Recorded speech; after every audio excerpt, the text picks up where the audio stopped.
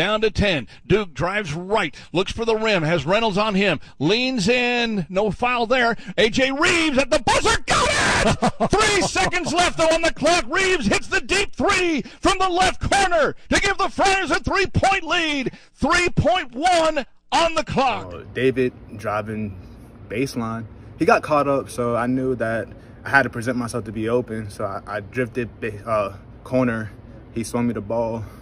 Rest is history. That was a nice move by Pipkins, taking it right to the rack himself. Wide open three, left wing. That was a nice move by Pipkins, taking it right to the rack himself. Wide open three, left wing, and it's good. Nylon, the dunk likes that, Matt. A three from the right side, and it's good! The one, Pipkins, the man, yet again. Hello, and welcome to The Flex. I'm Matt St. Jean. And this is Joe Howie. And we're fresh off our first Big East win. Friars knocking off Seton Hall in a thriller in overtime, 80-77 at the Prudential Center. Friars advance to 1-0 in Big East play, 5-2 overall on the season. And I gotta say, this is a game that took probably years off my life from the stress. You heard coming into this John Rook's call of A.J. Reeves' game winner, and then A.J. Reeves talking about what was going through his mind on that last shot. Joe, let me ask you, what was going through your mind? Game. For context, I was watching the game in a different environment. I was at my grandparents' house, who live on the Jersey Shore. And my grandpa, who isn't the most avid sports fan, he always gets into Providence games just for the sport of it and for my own sake. And he was playing along really well. He was keeping up. And when David Duke was getting swarmed under the hoop, my grandfather was like, "Oh no, oh no." He's like this Italian guy right off the boat. He's going, "Oh no, Joseph, oh no." Duke swings the ball out. I went, "Game." He said, "What?" Reeves hit the shot, and I got up and screamed. And that was what was going on. Yeah, that's about how it was here. I mean, when you're waiting on that last possession, Friars have a chance. Tie game, overtime. You have the last shot. Who do you want to take it? Jared Bynum had looked a little bit rough. Our guys are Duke and Watson. So I said to myself, we want Duke or Watson taking this shot. But, if it can't be one of those guys, A.J. Reeves seems to have some ice in his veins. He's got that clutch gene, whatever you want to call it. He did it against Boston College. He did it against Marquette last year, and he did it again tonight at Seton Hall. I mean, he bookended this game. He only made 2 baskets. He made the second basket of the game for the Friars, which was a 3, and he made the last basket of the game, that 3. He had 1 free throw in the middle, and that was it for him, but 7 impactful points from the junior. Hey, I mean, if this is another one of those filler games that gets A.J. Reeves back on track, I am all for it. I mean, he's a kid. He's got some onions. He can hit some big-time shots, like you said, the BC, at Marquette, now at Seton Hall. We just need a little more consistency out of him, and he is going to be a real threat from beyond the arc in Big East play. Yeah. And he can be only 7 points, and he's the difference maker in this one. There's a lot of depth scoring, a lot of guys figuring in for the Friars, but I think the one stat that stood out to me, and this happened against TCU as well, they got that long break, Friars going against a team with Ike Obiagu and Big Mamu, who plays the 2, but he's a rebounder. Mamu plays the 2. Seton Hall's got 2 big guys. Providence has not been able to rebound all year long. Friars came in tonight, out-rebounded Seton Hall 38-32, had 12 offensive rebounds for 9 second-chance points. You have to think this is something that Ed Cooley worked on over this long break. Yeah, Matt, I definitely noticed rebounding. I think, 2 catalysts, especially on the glass, were Jimmy Nichols and Greg Gant. We saw a lot, and I mean like a lot of minutes for those 2 in what I was calling Providence's athletic lineup. It was Bynum and Duke in the backcourt. You had Gant and Nichols on the wing and Watson anchoring down the paint. I mean, those 2 wings were lights out tonight, playing spectacular defense with the exception of Nichols' late game foul. It was very, very delightful to see those 2, long, skinny, lanky guys logging some serious and meaningful minutes, especially on the glass. Absolutely, and if you're going to talk about the glass, you can't overlook the top two guys on this team. Watson and Duke, both in double figures for rebounds. David Duke with 10 rebounds, that ties a career high for him. Nate Watson with 11, that's a new career high for him. And both of those guys had double-doubles tonight. Yeah, I mean, this was a great performance from your two leaders, and Matt, we kind of alluded to this in the pregame show when we talked about the last time Providence won at Seton Hall. All of our leaders had fantastic games. LaDante Henton reached a new scoring high, which is coincidentally what Nate Watson did tonight as well. Congrats on 1,000, Nate. This played out very nicely in accordance to our pregame show. Not to mention, I'm just realizing this now, I was once again off by 1 point in my score prediction. I had Providence winning 79-77. We won 80-77. So you really got like back for that. I like this. I like where this is headed. If we're tooting our own horns, I'm just going to put out there, I had Jimmy Nichols as the X factor for the Friars in this one, and they put him in to use him on defense one-on-one with Mamu. And, I mean, Mamu, he did score 20 points, and Nichols did foul out on that dunk by Mamu at the end of the game.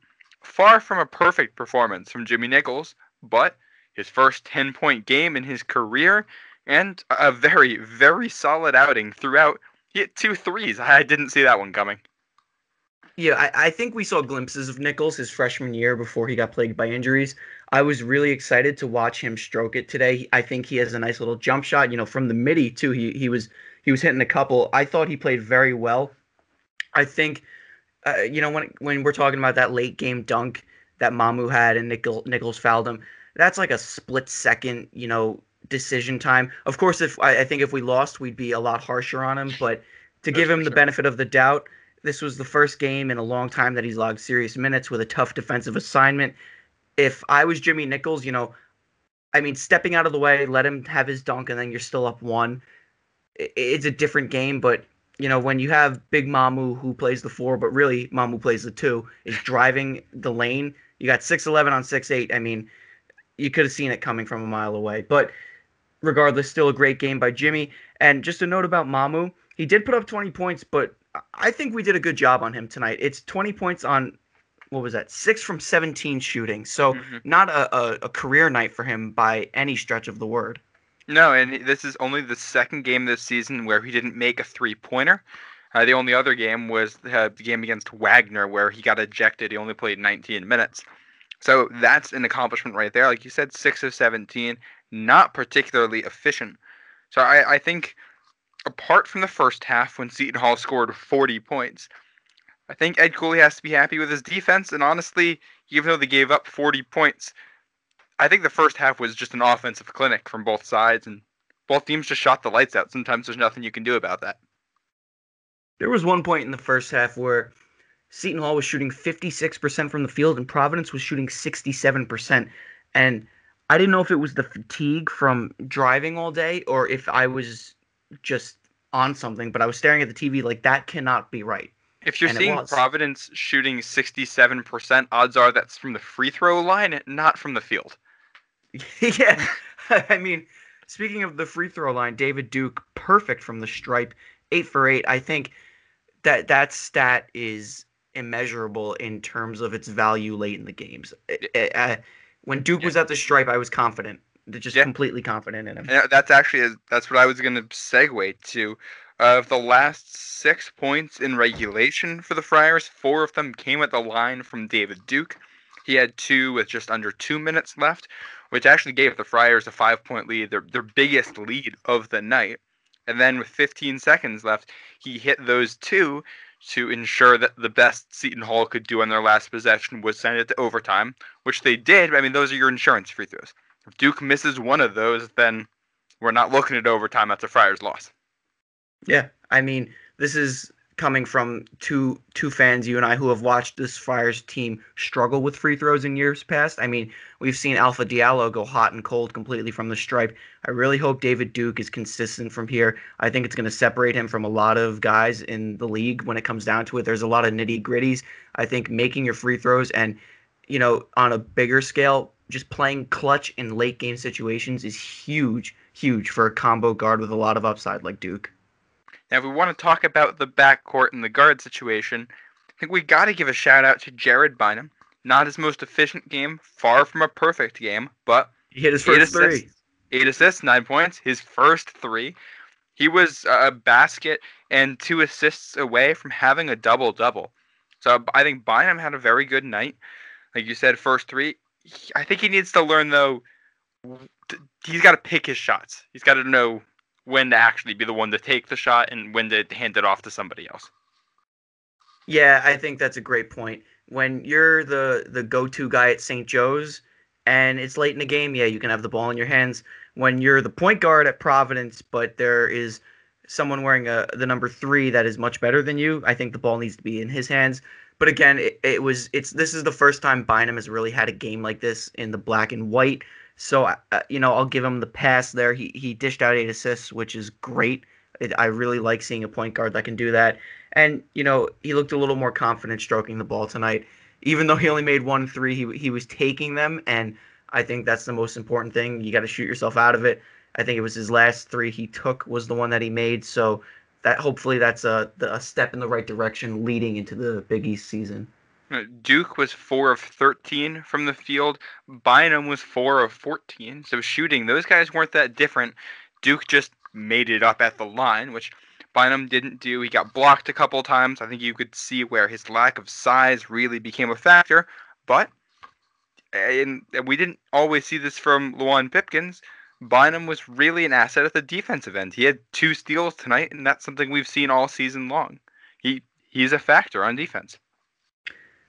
Yeah, and I think comparing him to Pipkins is a great analogy because what you got with Luwan Pipkins was a scoring point guard who was offense heavy and was almost, you could say, a liability on defense. Malik White was really our defensive guard in the backcourt last season. I think Bynum is kind of the morphing together of Malik White, Kyron Cartwright, and Luwan Pipkins, bringing aspects of each of their respective games into one player. You've got the table-setting guard that Kyron Cartwright was. You can have high scoring, which we have yet to see, but the high scoring volume of Luwan Pipkins and the defensive efficiency of Malik White. So I think as Jared Bynum begins to come on and start to become a little more comfortable with the team, we're going to see glimpses of each of those 3 point guards of Providence past. But again, a great outing from him tonight. Did all the right things, all the little things. And I think it's important to remember when you look at Bynum, this isn't a grad transfer like the Luwan Pipkins. He's a redshirt sophomore. He has 2 more seasons after this. He's only played 1 full season. So he's got a lot of room to grow. This isn't a guy who's in a position where he's not a Bryce Aiken for Seton Hall, Pipkins like we talked about, where he's supposed to put up double-digit points per game and that's what he adds to your team. He's still growing as a player. And I think it shows, but we shouldn't be too harsh on him. And I think what we've seen, David Duke, there's a pretty decent chance he's going to be gone after the season. It looks like he's got his eyes set on the NBA. A lot is going to fall to Jared Bynum next season. I know that's looking really far ahead, but there's promising signs here, and I think this is a guy who could grow into a really big role for the Friars. There you go again, distracting me with David Duke leaving. Just let's not talk about that. Let's enjoy him while we have him. Really hope he is a player that decides to graduate and finish all 4 years. I think that's great for him. It's great for the program, and it'll make him just that more of an attractive prospect going into the league. If he does leave, you got Bynum, you got Reeves. I mean, you still got some pieces. But anyway, to tonight and tonight's game. Also wanted to talk about Ed Croswell because, he didn't log a lot of minutes, but every time he's on the floor, I'm like, you know what? This guy needs some more run. And then Nate comes in and just does what Nate does. But Ed Croswell, I think, is the most underappreciated player on the team right now. He's a guy who also has more eligibility after this season. You saw that play. He had a pick and roll at one point with Bynum where he just got left wide open, slammed it home, answering a Seton Hall basket.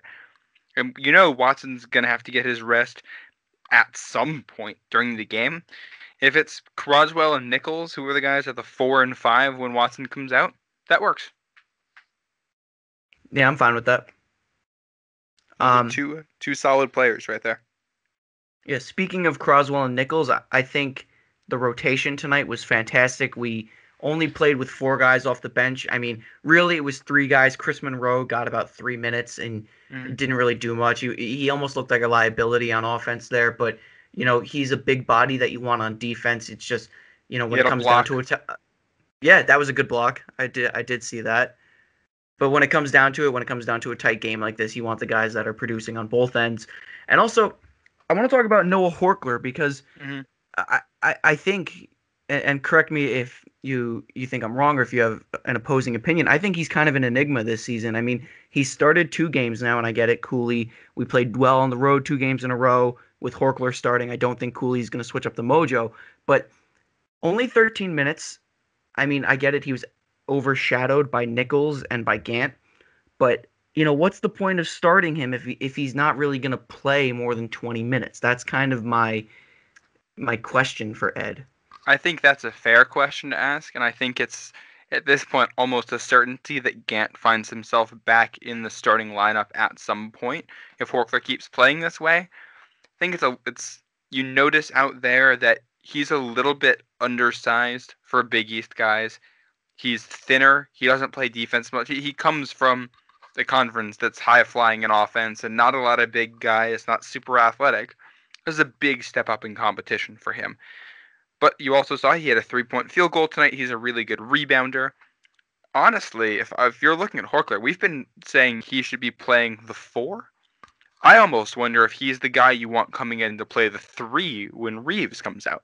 Because he does offer a perimeter presence, and he can rebound, which is something that Reeves also adds. He's not as good on defense, but if Jimmy Nichols is stepping into this role as the backup 4, then you almost have a lineup where your point guard is going to be Bynum. Your number 2 is going to be Duke. Your 3 will be Reeves with Horkler behind him. Your 4 is Gant with Nichols behind him. And your 5 is Watson with Croswell behind him. I think I actually like the look of that lineup a little bit more. I agree with you there. I would put Nichols starting at the 4. I think he's a little bit beefier than Gant, and he's a little more experienced than Gant. I think Gant works better playing smaller, but again, those two guys are basically interchangeable. But you're right. I think Horkler, I think his struggles come from the fact that he's playing too big right now. Or we're trying to play him too big. And I think tonight, we saw a lineup where Duke was running the point, and I think it was Chris Monroe was playing the 2, Gant the 3, Nichols the 4, and Croswell the 5. This was in that just after the under 8 timeout. I think a couple of guys were getting a breather, but this was really, it was a bigger lineup, and it wasn't a terrible lineup. I could see Horkler sliding into that, Chris Monroe at the 2 or Greg Gant at the 3 spot in a bigger lineup like this. And I wouldn't hate it. He showed tonight that he can stroke it from beyond the arc. He's a guy that's going to play a couple of different positions, but I think playing him at the 4 and trying to play him big against Mamu did not work tonight. I agree. I think Horkler is better suited at the 4 if he's playing next to a guy like Khalif Young, who is an anchor on defense and can cover up a lot of mistakes. Nate Watson isn't that guy on defense. He's good, but he's not anything spectacular there. And Horkler is a liability, so he needs somebody who can balance him out in that regard. And that's why I think shifting him up the lineup could help. But at the end of the day, you look at the box score, and it's what you expect. You have your top 2 guys, Watson and Duke, leading the show with contributions up and down the lineup. Bynum points and assists. Reeves points in that clutch shot. Horkler with 5, Gant with 5, and of course Nichols with 10 out of nowhere. That's how the Friars are going to win this year. Your top 2, and then somebody else steps up. Yeah, and just one final closing note on AJ Reeves. We've heard Ed Cooley talk a lot about him being an X factor, and I think you and I are guilty of misinterpreting that as we want Reeves to score in volume buckets. If the X factor means hitting a clutch shot in overtime to win the game, then so be it. Let AJ Reeves do that. Would we like to see him score more? Yeah, it's fun to watch him drop 20 points and step back threes and all that stuff. But if X factor for AJ Reeves means he's going to sit on the bench while the longer guys play defense and then come in to hit a clutch shot to win the game, that's fine by me.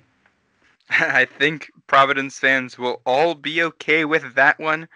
But this is going to wrap it up for us. Once again, Providence knocking off Seton Hall 80-77 in their Big East opener in overtime. A.J. Reeves, the hero, Watson Duke, your leading scorers. Providence came into this one with a lot of rest, but it's short rest from here on out. They will take on Butler out in Indianapolis this Wednesday.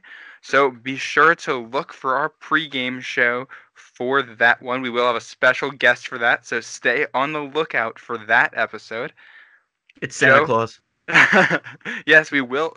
Noted Providence Friars fan Santa Claus will be on the show. I know he has some problems with Ed Cooley's rotation. Somebody might be getting Cole, so we're going to have to find out. But thank you for listening. This has been The Flex. Follow us on Twitter at The Flex Hoops. For Joe Howie, I'm Matt St. Jean. 5-2, 1-0 in conference, baby. Go Friars.